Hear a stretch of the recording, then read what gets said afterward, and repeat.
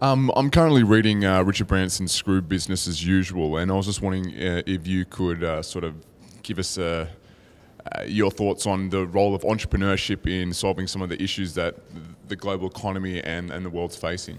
Yeah, good question. I've read the book and I think it's great. I don't think I can top Branson, so I think you're on the right tracks. I certainly think doing what, if you look at what Branson's done, he's never made money his most important priority. He's got involved in a number of businesses that lost a lot of money to start off with, Virgin Atlantic being one of them.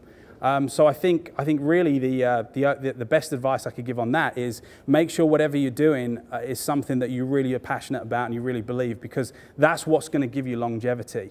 The money's nice, but if before long, I know people that have created businesses, sold them, retired to Spain to play golf for the rest of their lives, and they do for about 6 months.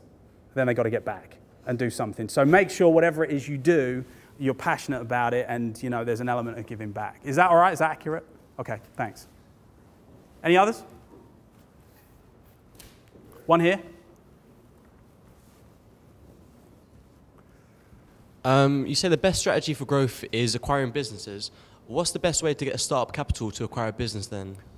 300 financial presentations over the course of 10 years is the easy answer. In reality, though, the real answer to that question is this: most people try and raise cash. Number one, through presenting to the wrong people. These aren't qualified people that are actually decision makers. And secondly, they go cap in hand, as opposed to we're looking for financiers and we'd like to interview you as a possible candidate. So you kind of turn the table. What you do in a bank. Don't go to the bank and say, can you lend me £50,000? You go to the bank and say, what we're looking for are a number of investors, and are you the person that can qualify lending of up to 50,000 or up to 100,000? If not, you're wasting your time. You know that. You need to find that out early. And once you find that, then move forward on that strategy. The other thing is banks represent maybe 5% of the equity that's out there. There is so much money available for deals. There's more money chasing deals than ever currently. Now, you would think it would be the opposite because of the global economic downturn. But if you've got a deal, or if you've got something that has already got traction, then it shouldn't be too hard. The real issue for most people is they just don't get out and talk to people. Is that okay? All right, thanks. Any others? Yes? You said there's a lot of money chasing deals at the moment. Is that just in the UK or all parts of the world at the moment? I think there's pockets of it all over the world. Yeah, I mean, if you look at some of the VC firms and private investors, they are flush with cash at the moment. And the thing is, though, again, you've got to get around the right people. Talking to your mate who you grew up with, as much as you love him, is not the guy that's going to be the one to take you to the next level. So it's about developing a level of seriousness about what you're doing and really saying, this is my business and I need to see it go to here. I need to get around some people that are going to be able to make that happen. One of the things I did when I went back into business and started buying property, we spent some time acquiring 270 private homes a few years back. And one of the ways we did that was we had 10 billionaires on our list. And by the time we met the third one, we had the money for the deal. Question over here.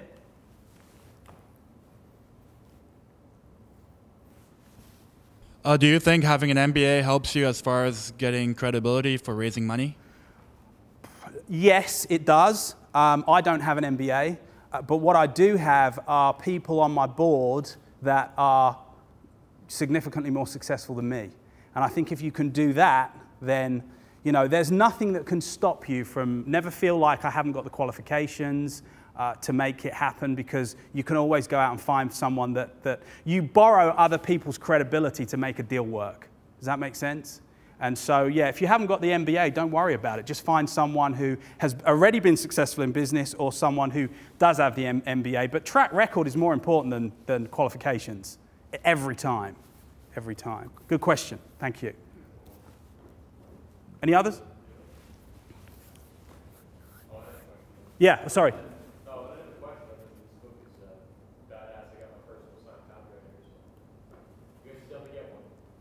Okay, well, James, if you see James at the back, he'll sort that out for you. We're happy to sign it and what have you. There's a little bit of a discount off it, but then all the money goes back to Sable and Stone, anyway, the publishers. So, if you're interested, have a look. The other thing is, write this down in your notes.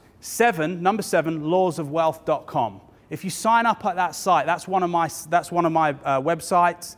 If you sign up on that, straight away you'll start to get some really great articles on clear business thinking. Not the kind of stuff that the academics will write.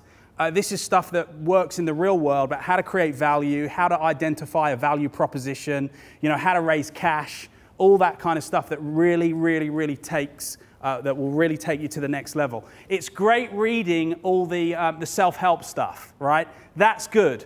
But there comes a point where you're like, I need tangible answers. I need to get to this step, and then from that step to this step, this is what we'll do. That's what we've got in our book, specific stuff. One more.